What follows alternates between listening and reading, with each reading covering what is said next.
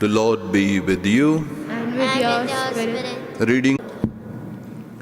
Some Sadducees, those who say that there is no resurrection, approached Jesus. They put this question to him: Master, we have it from Moses in writing that if a man's married brother dies childless, the man must marry the widow to raise up children for his brother.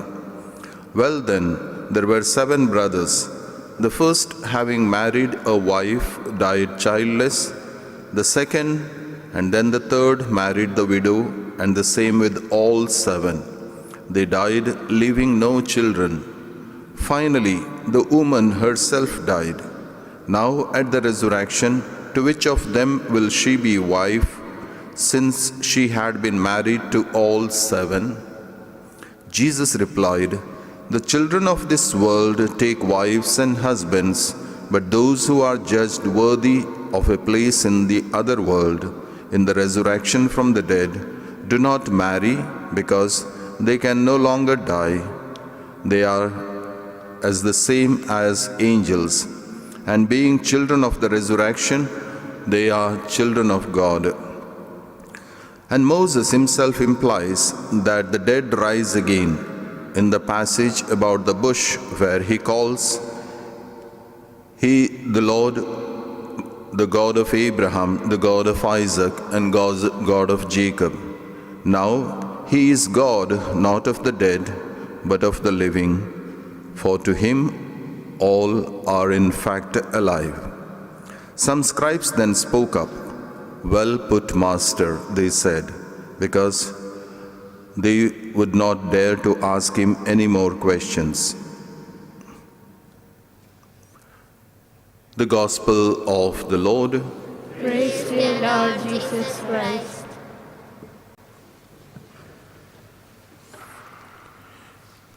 It was the constant struggle, the challenge for Jesus all the time to make these people to understand. Sometimes Pharisees, sometimes these Sadducees.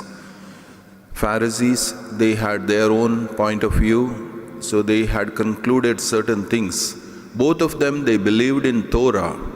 The Pharisees believed, other than the Torah, they also believed in prophets and the Psalms. So where the resurrection has been mentioned, and therefore they believed in the life after death.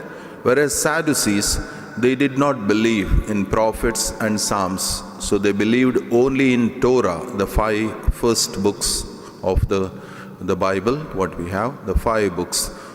So therefore, there was no mention of after death or resurrection, life after death, so nothing was mentioned. Resurrection, nothing was mentioned. So they did not believe. They were strongly believing in Torah. So that was their difficulty. Now Jesus tries to understand them, make them understand. It's something different. So maybe certain truths of afterlife, which we are not able to see, it's difficult to understand.